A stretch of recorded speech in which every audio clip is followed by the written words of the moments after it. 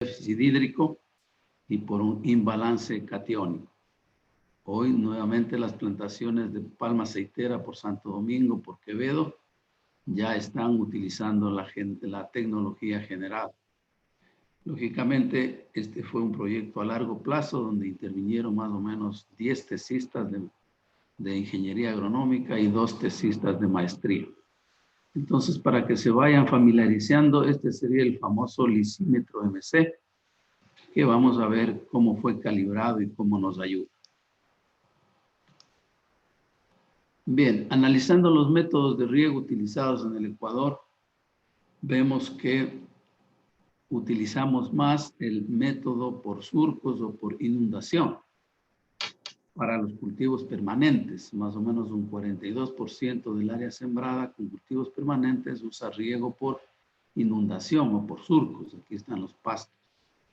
Luego, el riego por aspersión utiliza un 31% y luego el riego por goteo apenas 1.9%. Los cultivos transitorios, es decir, los cultivos anuales o semestrales, estamos peor todavía. Utilizamos el 86% riego por surcos o por inundación y solamente un 8% por aspersión y un 2% por goteo. En los pastos, donde yo tengo alguna experiencia, utilizamos el riego por inundación, que es realmente un desperdicio del agua, un 50% y un 44% el riego por aspersión y lógicamente por goteo un 0.08%. En las flores, que también es un cultivo que hemos asesorado mucho, ya hemos logrado invertir, ¿no es cierto? Se utiliza apenas un 3.2% de riego por aspersión y un 86% riego por goteo, que viene a ser un riego muy tecnificado. Y aquí apenas un 9% un sistema llamado riego por manguera o por cacho, que es un sistema un poco antiguo, ¿no? Y en las flores transitorias, ¿no es cierto?, como Gypsophila, utilizamos igual un 2.7% de riego por aspersión, un 93.6% riego por goteo y un 3.4% otro sistema de riego. Entonces, como ya se ha hablado a lo largo de este congreso, nosotros estamos desperdiciando el agua, uno de los recursos que será a futuro como el petróleo, será tan valioso porque si no hay agua no habrá vida en el planeta y lógicamente en el Ecuador. Entonces vamos a centrarnos por qué nosotros utilizamos el riego por aspersión, a pesar de que este sistema también necesita verificar la velocidad del viento y la humedad relativa. En el riego por aspersión nosotros conducimos el agua por una tubería hasta unos elevadores y estos elevadores conectados a los aspersores, ¿no es cierto?, aspergean el agua y nos permiten simular la lluvia. Lógicamente, muchas veces me han preguntado, ¿y el costo del equipo? Más o menos una hectárea de palma aceitera cuesta $2,000 instalar el riego por aspersión. Pero la ventaja es que este riego va a durar unos 10 años y por lo tanto vamos a demostrar que es bastante rentable el poner riego por aspersión en plantaciones de palma aceitera, como lo sería en el cacao, que el doctor de la Universidad de Babahoyo, el doctor Vázquez nos explicó que Gregorio Vázquez, de que se está implementando recién ese riego por aspersión en cacao.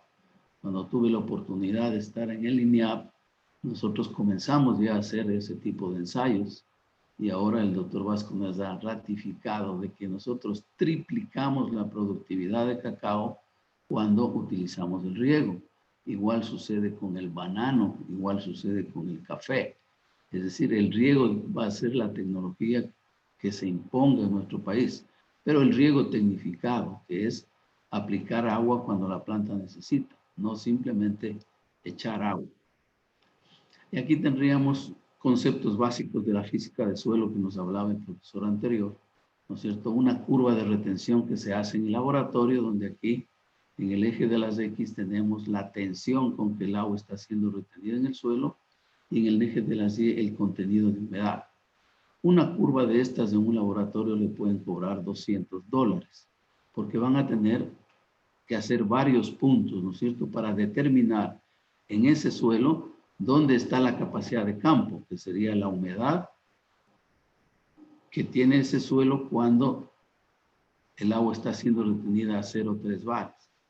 Le van a determinar otros puntos también de humedad en este intervalo y llegar también al concepto de marchitez permanente, que sería la cantidad de humedad que retiene el suelo cuando está sometido a una presión de 15 bares. Este concepto de curva de retención lo hemos trasladado a un concepto de barrilito, ¿no es cierto?, de agua. Aquí en el barril de agua, cuando llegamos a capacidad de campo, sería el agua ideal que debe tener el suelo. Y cuando ya desgastamos esta agua y llegamos al punto de marchitez permanente, sería el agua que las plantas ya no pueden aprovechar, ya no pueden absorber, y llegamos al concepto de agua no aprovechable.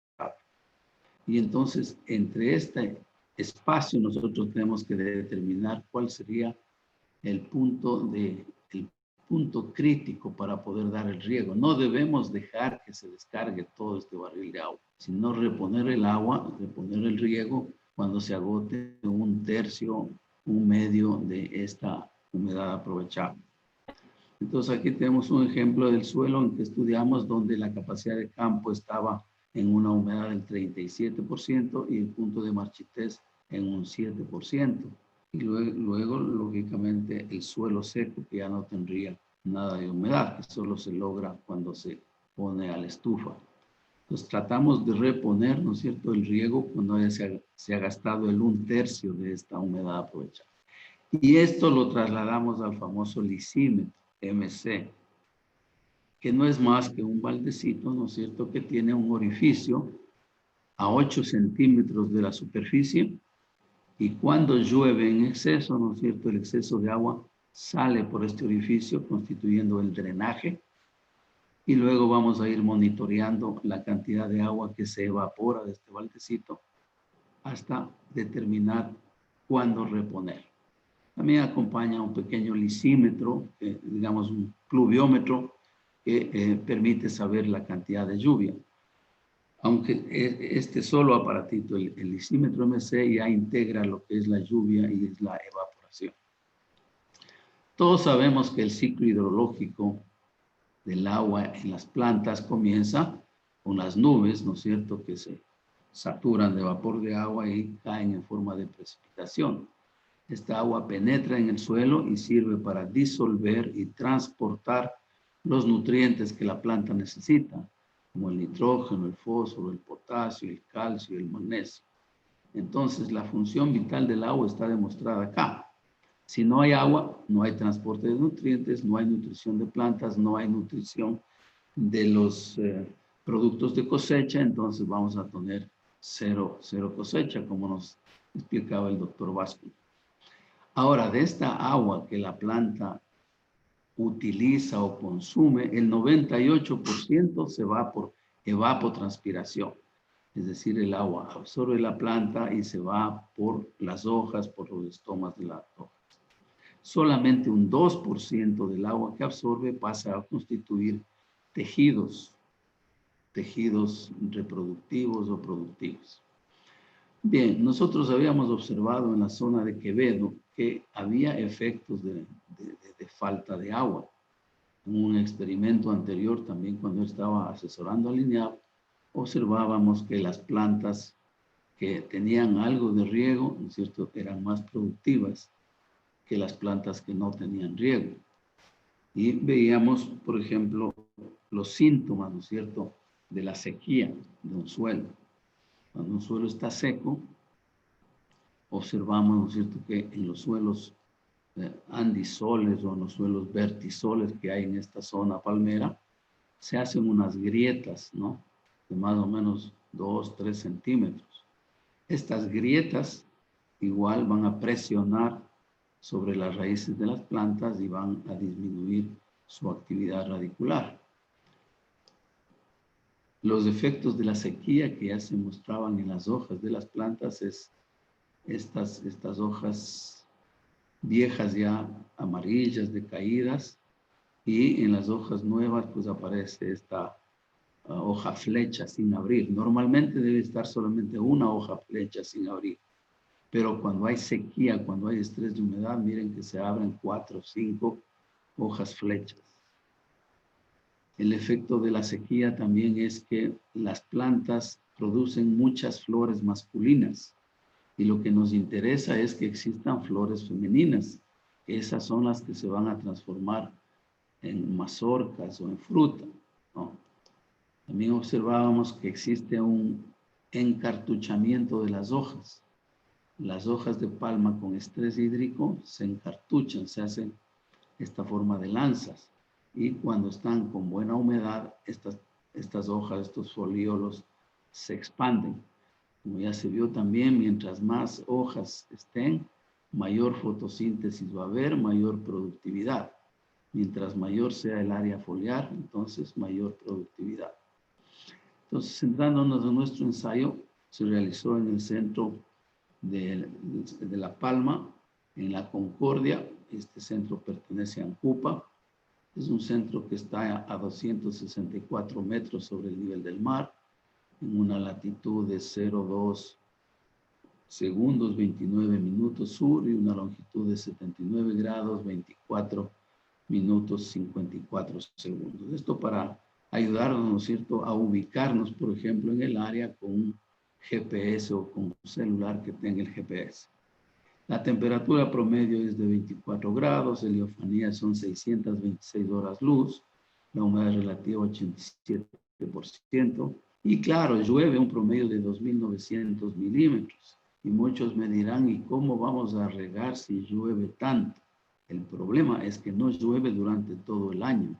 Llueven en 6 meses y los otros 6 meses existe deficiencia hídrica.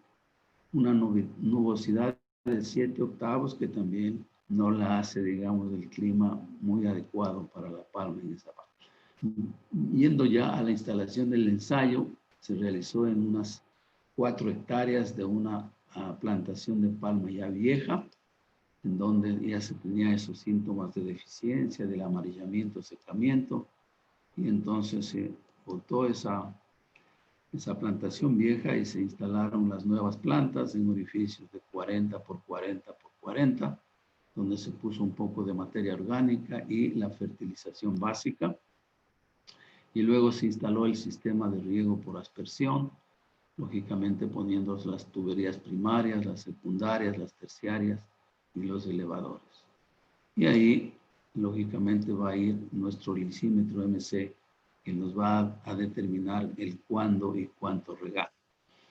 Al inicio del ensayo también acompañamos con otros instrumentos como son los tensiómetros, pero lamentablemente estos tensiómetros eran sustraídos, eran robados frecuentemente. No sé para qué fin los campesinos se llevaban este aparato si después no lo iban a poder utilizar. Y nos quedamos más bien solamente con este lisímetro, lógicamente que nos permitía conocer la cantidad de agua que llueve o que evapora. Entonces se ponían los tratamientos que fueron de 3 híbridos y con 2 sistemas o láminas de riego. Bien, con la experiencia previa de que en la zona de Quevedo también el comportamiento del clima es más o menos parecido, llueve hasta en exceso más o menos hasta el mes de mayo, pero después los meses de junio, julio hasta diciembre hay un déficit. Nosotros comenzamos también a analizar cómo era la lluvia en La Concordia y observamos la misma tendencia. Ahí más o menos llueve hasta el mes de mayo o mediados de junio y después julio hasta noviembre hay un déficit. Y en diciembre comienzan nuevamente las lluvias. Entonces aquí un registro, ¿no es cierto?, de los años, comenzando en el 2007 hasta el 2009, cómo es la variación. Tenemos datos hasta el 2016, pero la variación es la misma, lo que nos indica que realmente hay un déficit de humedad desde el mes de junio, julio, agosto, septiembre, octubre y noviembre, que para cualquier cultivo, no solo la palma, ahí se debería implementar el riego para pastizales, el riego para la piña, el riego para el plátano, etcétera, que se cultiva en esta zona de Santo Domingo. Acá igual una distribución de la precipitación del 2005 al 2011. Ustedes observan que hay meses, ¿no es cierto?, que llueven más, que van de enero a junio, y hay meses que llueve menos, que va de junio a noviembre. Generalmente las lluvias entran en diciembre, pero acá este año, por ejemplo, 2006, se ha adelantado un poco la lluvia y entró en noviembre, que fue más o menos el año que nosotros iniciamos la investigación. ¿Qué materiales utilizamos para este ensayo? Pues lógicamente, como les decía, los tensiómetros. Aquí la estrella del experimento, que es el lisímetro MC. Como les decía, es un baldecito que se hace un orificio aquí a 8 centímetros de altura, y en los meses en que llueve mucho, ¿no es cierto?, este balde vacía el exceso de agua por este orificio de dren. Y en los meses de sequía nos va a indicar aquí cuál es la evapotranspiración del ambiente, o la evapotranspiración de referencia. Este balde lógicamente se colocó en 3 o 4 lugares para ver si existía o no diferencias en la evapotranspiración. Tiene que estar en un área despejada, no vamos a poner debajo de una palma, ¿no?, para que influya aquí los rayos del sol que provoquen la evaporación, que influya también aquí el viento con su velocidad variable, que también provoque evaporación, que influya la humedad relativa del ambiente y que influya la temperatura. Este baldecito es, digamos, una simulación de lo que es el tanque clase A, pero el tanque clase A tiene un problema, que la lámina de agua está solo a 5 centímetros. Y entonces ahí se dan problemas, como se detectó en una charla anterior, de que en el mes de abril, que es el mes que más llueve, es mayor la evapotranspiración. Eso no es correcto. Lo que sucede es que en el mes de abril, que llueve bastante, ¿no es cierto?, las gotas de lluvia hacen que salpique el agua del tanque y cometa un error el operario. Como este baldecito tiene su orificio a 8 centímetros, entonces así llueva, el agua no salpica y nos da un valor real de cuál ha sido la evaporación de ese ambiente. Utilizamos un sistema de riego por aspersión con bombeo, ¿no es cierto? Aquí los aspersores o los elevadores ya fueron asegurados un poco más con una columna de cemento a fin de que no se mueva. Entonces el sistema de riego estaba pues basado en un motor de 40 HP con aspersores Senninger de 3023 boquillas número 8, la tubería principal hasta 160 milímetros, la subprincipal 110 milímetros, la secundaria 63 milímetros y la terciaria 32 milímetros. Aquel que quiera ver, por ejemplo, el diseño, ¿no es cierto? Todas estas tesis están en el repositorio de la Universidad Central y de la Universidad Técnica Equinoccial en Santo Domingo. Entonces, este es el famoso lisímetro MC, en donde nosotros vamos a contabilizar el agua que entra por precipitación y el agua que sale por evapotranspiración. Este orificio, les decía, está a 8 centímetros. Cuando precipita más de lo que evapotranspira, entonces el agua en exceso se va por este orificio de drenaje y no necesitamos riego. Esto ocurre entre los meses de diciembre a mayo. Luego que la precipitación es menor que la evapotranspiración, nosotros vamos a ir observando cómo este nivel de agua va disminuyendo. Esto se lee en una regleta y podemos reponer el agua cuando llega hasta el almacenamiento crítico. Este almacenamiento crítico va a ser más o menos 1/3 del agua disponible. Por acá estaría, ¿no es cierto?, el almacenamiento en el punto de marchitez permanente. Entonces, este aparatito se puede calibrar para diferentes cultivos. Hay cultivos que se requieren regar menos agua, pero con más frecuencia, y hay cultivos que pueden ser regados en mayor cantidad, pero con menor frecuencia. Aquí entonces instalado el aparatito, ven que aquí tiene un tubo de PVC como un tubo trancalizante y aquí está la cinta que nos permite medir cuántos milímetros de agua ha evaporado. Y entonces en los primeros ensayos vimos que nosotros adoptamos un método de riego que se llama de lámina fija, es decir, cuando se agoten 40 milímetros y frecuencia de riego variable, ¿no? Entonces eso nos causó un problema porque había veces que había que regar sábados o domingos y entonces es más difícil tener los operarios, ¿no? Pero como experiencia aquí se puede ver que después de un riego, ¿no es cierto?, se demoraron 6 días en evaporar los 40 milímetros que se podía reponer. Entonces, al reponer los 40 milímetros, nuevamente bajamos la escala a 0. Y este otro riego, por ejemplo, ya se demoró solo 4 días.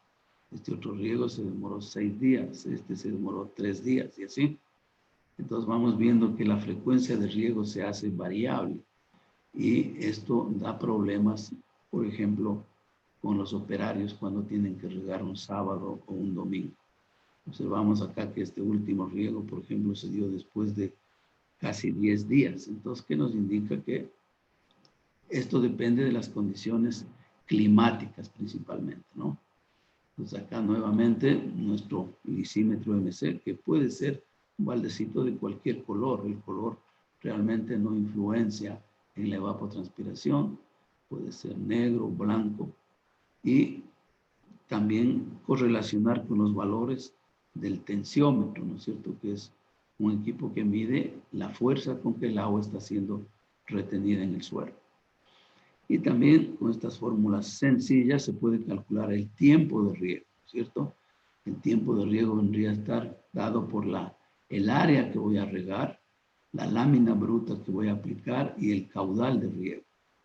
Haciendo estos cálculos, nosotros determinamos que para reponer 1 milímetro de agua evaporada, teníamos que dar 25 minutos de riego en nuestro sistema.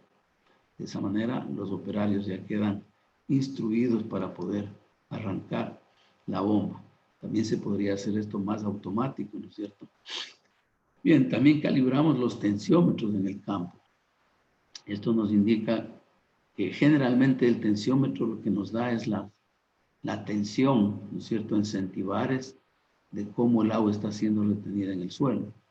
Esto se expresa como potencial matricial en centibares. Y observamos que mientras más baja es la tensión, mayor es la humedad del suelo. Y mientras mayor es la tensión, más negativa la tensión, la humedad del suelo baja. Entonces, esto para los técnicos que estén utilizando tensiómetros para medir la humedad del suelo tiene que ser calibrado. De esta manera podemos, con la lectura del tensiómetro, sacar cuál es la humedad del suelo que tiene. También utilizamos en el proyecto, con ayuda del Organismo de Energía Atómica, instrumentos que nos llegaron para fortalecer el proyecto, como son estas sondas Diviner, ¿no? En donde aprovechamos para hacer una caracterización hidrodinámica de ese suelo, es saber cómo infiltra el agua el suelo, cómo se mueve el agua en el suelo, cómo podemos nosotros calcular el drenaje del agua cuando está en la época lluviosa o en la época seca, puesto que nosotros también hacíamos un balance hídrico in situ, es decir, midiendo la variación de humedad en el suelo, midiendo la precipitación, midiendo el riego, podemos calcular cuánto está evapotranspirando. Entonces, con este equipo calculábamos la evapotranspiración real del cultivo, cosa bastante novedosa, por ejemplo, en palma africana. Calculando entonces la evapotranspiración real del cultivo y la evapotranspiración potencial con el lisímetro MC o con cualquier otro método de cálculo, como puede ser el de Penman, nosotros determinamos, ¿no es cierto?, el KC del cultivo, tan útil para los que manejan el riego. Y observamos que en el mes de julio el KC era 0,8, en el mes de agosto 0,8 también, en el mes de septiembre 0,78, en octubre 0,80 y en noviembre 0,81. Esto cuando las palmas tenían una edad de 4 o 5 años. Y lógicamente observamos que estos KCs van a ir aumentando conforme vaya avanzando, ¿no es cierto?, el desarrollo de las hojas, las mismas que también fueron evaluadas, la famosa emisión foliar. Y vemos que hay diferencias significativas entre la emisión foliar de las parcelas con riego y la emisión foliar de las parcelas sin riego. También se evaluó, ¿no es cierto?, el número de racimos por planta. Cada 15 días se hacía esa evaluación. Se evaluó el peso promedio de racimos. Se iba observando que los racimos de las parcelas con riego pesaban más que los racimos en las parcelas sin riego. Igual se determinó el rendimiento total en toneladas de fruta por hectárea, que lógicamente a partir del cuarto año esto ya iba marcando diferencias. Entonces, como resultado, tenemos que los híbridos estudiados eran el lineal, el híbrido IRO y el híbrido ASD.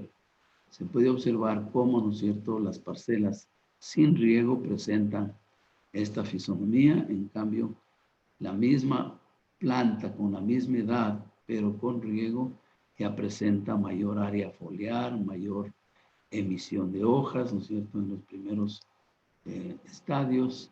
Después, conforme va avanzando, ¿no es cierto?, aquí la INEAP con riego tiene más fruta que la INEAP sin riego. Inclusive aquí se observan ciertas flores masculinas que no nos dan fruto.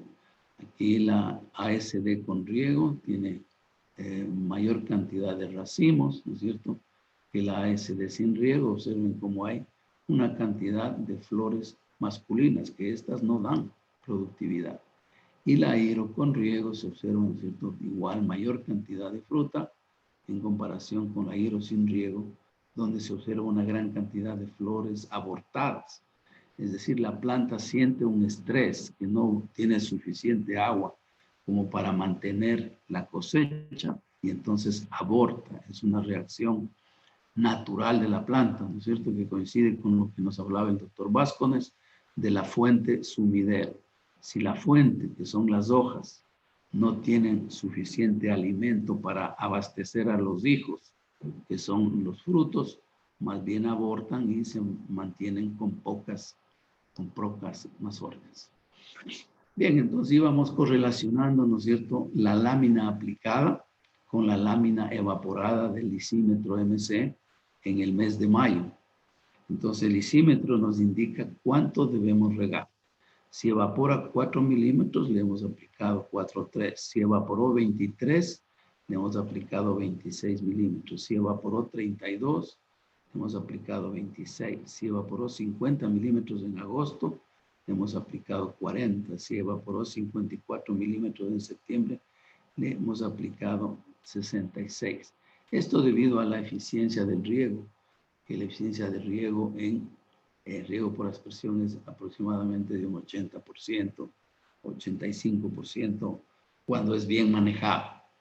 Y así tenemos la lámina aplicada en los meses de octubre, noviembre y diciembre.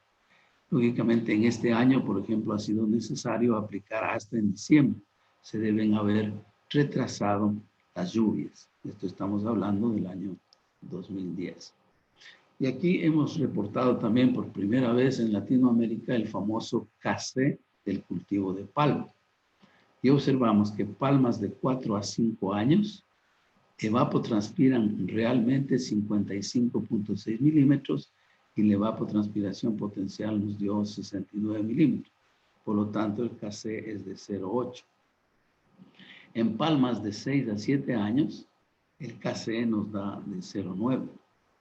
En palmas de 8 a 9 años, evapotranspira 70 milímetros y la evapotranspiración también es de 70.1 milímetros, entonces el KC nos sale de 1. Y en palmas mayores de 10 años, ¿no es cierto? Cuando ya se desarrolla más el área foliar, evapotranspira lógicamente mucho más, 89 milímetros, pero la evapotranspiración potencial está en 71. Entonces, al dividir 89 por 71 nos da 1,25. Entonces, con este valor de Kc, ahora ya podemos a futuro, simplemente determinando cuál es la evapotranspiración del tanque MC, multiplicado por el Kc, obtener cuál es la evapotranspiración del cultivo y por lo tanto la lámina de riego. Aquí tenemos ya los datos de cómo se iba incrementando la relación de sexo, como les decía, ¿no? La relación de exceso de flores masculinas con flores femeninas o flores femeninas con flores masculinas. Entonces aquí observamos que con riego la relación de sexo es mayor que sin riego en la variedad lineal. En la hiro igual, de 0,86 baja a 0,82 sin riego. En la ASD, ¿no es cierto?, se da un fenómeno parecido también. Aquí hay aquí hay una diferencia porque parece que la ASD, digamos, es una variedad, un híbrido más resistente a la sequía. Bien, igual se hizo el conteo del número de flores emitidas, ¿no es cierto? Aquí tendríamos las 3 variedades, INEAB, hiro y ASD con riego, y la INEAB, hiro, ASD sin riego. Entonces observamos que la relación de flores femeninas es menor en sin riego o mayor en las plantas con riego. Y los abortos, igual, abortos florales hay pocos en las plantas con riego y muchos abortos en las plantas sin riego, más del doble, ¿cierto? Entonces ahí mantenemos la famosa relación de sexo, ¿no es cierto?, que se hace diferente en las parcelas con riego y sin riego. Aquí unos datos de lo que le pasaba a los tensiómetros de las parcelas que estaban con riego. Observamos que julio, agosto, septiembre el tensiómetro marcaba alrededor de 16 centibares. Mientras que las parcelas que estaban sin riego, ¿no es cierto?, ya en julio, en agosto, en septiembre, el tensiómetro comienza a marcar unidades mucho más altas, ¿no es cierto?, de 80, 85 centibares. Esto nos indica entonces que el tensiómetro puede ser un buen instrumento para monitorear la humedad del suelo si es que está bien calibrado. Igual acá observamos que en el mes de noviembre, que todavía hay sequía en las parcelas sin riego, el tensiómetro marca 80 centibares y en las parcelas con riego alrededor de 20 centibares. Diciembre también 18 centibares, enero 18 centibares. Pero en el mes de enero ya comienzan las lluvias y por lo tanto el tensiómetro del mes de febrero ya marca igual para las parcelas con riego y sin riego, porque lógicamente las dos plantas están recibiendo el agua de lluvia. Aquí cómo funciona más o menos este diviner, que es un aparatito que instalado en el suelo o introducido en el suelo nos puede medir, ¿no es cierto?, la humedad instantánea.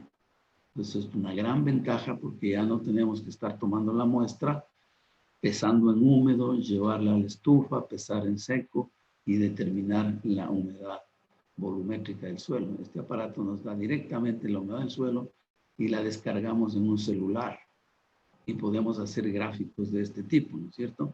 Aquí viene la curva de la humedad del suelo. Esta sería el área donde estamos sobre la capacidad de campo. De aquí comienza a agotarse el agua, ¿cierto? Y llega hasta el punto de marchitez. Y lógicamente aquí la velocidad de absorción del agua vemos que va disminuyendo. Perdón, aquí estamos en humedad crítica nada más. Y en humedad crítica la velocidad del agua que estaría dada por la pendiente va disminuyendo. Aquí la pendiente es mayor, entonces implica que cuando la humedad está entre la capacidad de campo y la humedad crítica, la absorción de agua es buena. Cuando ya se baja de la humedad crítica, la absorción de agua disminuye. Al disminuir la absorción de agua, entonces disminuye también la absorción de nutrientes. Aquí los resultados ya de cómo hacíamos los cálculos de la lámina de riego. Aquí vimos que la evapotranspiración potencial, ¿no es cierto? Cuando las palmas tenían 6 años, estaban alrededor de 2.40, 2.60, ¿no es cierto? En el mes de junio, julio, que ya se necesita riego, estaría en 2.20, 2.10, 2.40. Acá multiplicamos por el case del cultivo y calculamos la evapotranspiración del cultivo. La diferencia entre la evapotranspiración y la lluvia que recibe nos indicaría qué lámina de riego hay que aplicar. Por lo tanto, como esto nos da valores negativos que lo aproximamos a cero, digamos que hasta el mes de julio no tuvimos que regar, pero el mes de agosto, septiembre, octubre, noviembre, ya teníamos que regar estos 4 meses, esto en el año 2010, que fue un año relativamente lluvioso. Acá tenemos el promedio de los pesos de los racimos, ¿no es cierto?, de Linear, Viro, ACD. Siempre observamos que es mayor el peso en las parcelas con riego comparado con las parcelas sin riego. En promedio de los 3 híbridos estaría 11 kilos comparado con 9. Son 2 kilos más por racimo, que eso transformado a toneladas por hectárea se refleja en un rendimiento mucho mayor. Entonces aquí vemos, ¿no es cierto?, las parcelas con riego siempre nos dan una producción mayor, tanto en el lineal, en el CIRAD, como en la ASD. Y las parcelas sin riego, pues, tienen una diferencia casi de 10 toneladas, cuando la planta tenía 7 años. Imagínense después. También se hizo entonces una contabilidad de cuáles serían los costos de regar, ¿no es cierto?, los costos del manejo agronómico de las parcelas regadas. Aquí vemos que lo único que añadimos sería el costo de la depreciación del sistema de riego y el costo de la mano de obra. Entonces aquí observamos que el mantener una planta de palma con riego sería $11.35 y sin riego $10. Esta diferencia de $1.35 tenemos que ver si nos reporta o no utilidad en el momento de vender. Aquí tenemos la contabilización, ¿no es cierto?, de los diferentes meses del año que damos riego, cuál fue la precipitación en esos meses, cuál fue la lámina que teníamos que regar, ¿no es cierto?, el tiempo de riego para poder calcular el costo, y aquí los costos de regar, ¿no es cierto?, variables dependiendo del tiempo de riego. A mayor tiempo de riego, mayor costo, o a mayor deficiencia de agua, vemos que hay mayor costo. También nosotros calculamos lo que se llamaría la rentabilidad incremental, es decir, cuál es el beneficio de esta tecnología. Esta rentabilidad incremental se la saca simplemente con esta fórmula sencilla: el beneficio de las parcelas con riego menos el beneficio de las parcelas testigo. El beneficio viene a ser, ¿no es cierto?, las toneladas producidas por el precio de venta de esa tonelada, dividido para el costo de riego menos el costo del testigo. Lógicamente el costo del testigo aquí sería 0, porque solamente vamos a considerar el riego. Si nos sale mayor que 1, esta tecnología sería rentable. Pero si nos sale 1 o menos que 1, digamos que la tecnología no sería rentable. De tal manera que con esta simple expresión matemática podemos calcular si vale o no vale regar. Aquí tenemos una acumulación de los datos del año 10, me parece que es. No, esto todavía es del año 7, donde tenemos la producción en toneladas, ¿no es cierto? INEAP con riego 26 toneladas, INEAP sin riego 19. IRO con riego 19, IRO sin riego 16. ASD con riego 29, ASD sin riego 24. Entonces observamos, ¿no es cierto?, que hay un incremento de producción con riego, calculado al precio de venta de la tonelada de fruta de esa época de $114. Nosotros vamos a tener el ingreso o el beneficio de $3,000 con riego y $2,000 sin riego. En la IRO vamos a tener $2,000, $200,000 con riego y $1,800 sin riego. Y la SD, $3,300 con riego y $2,700 sin riego. Entonces, de esa manera nosotros vamos sacando, ¿no es cierto?, cuál ha sido el ingreso por planta, cuál es el costo de regar, que ya habíamos establecido, 11.35 con riego y $10 sin riego, y sacamos lo que normalmente se saca en las producciones de la tasa beneficio-costo.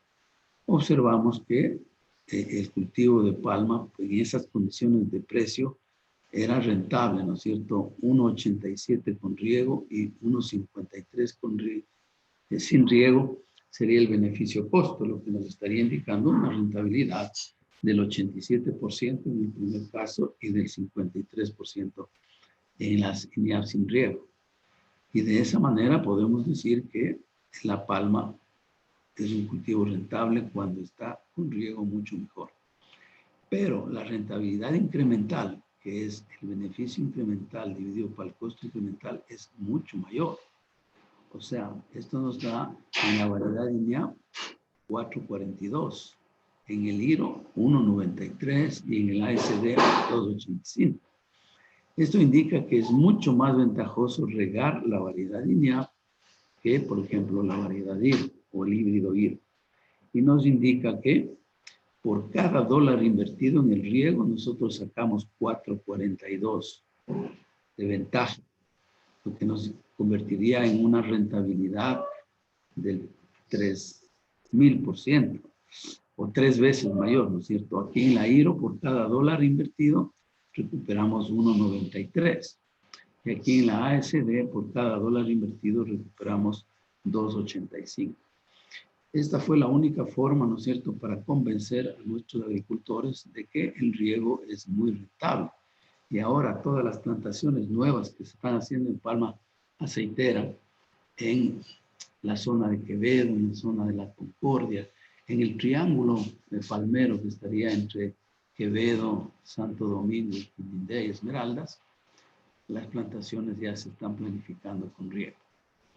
Entonces ya observamos, ¿no es cierto?, que nuestro beneficio costo incremental es mucho mayor. Por cada dólar invertido en el riego recuperamos 4.42, es decir, que ganamos 3.42 dólares. Esto llevado a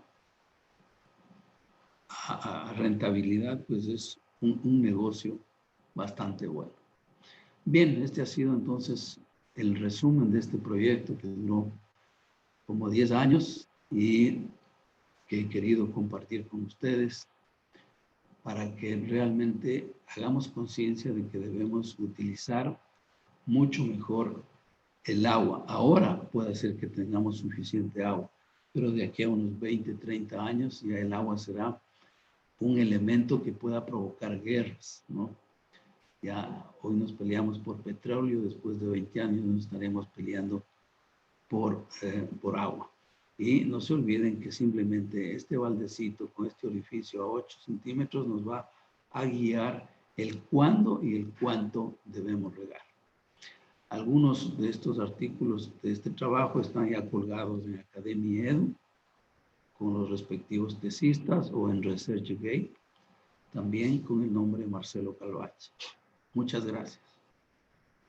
Si hay alguna pregunta, estamos a su entera disposición.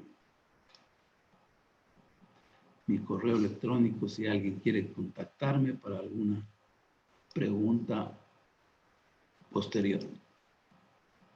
Espero haber cumplido con el tiempo, porque me pidieron que reduzca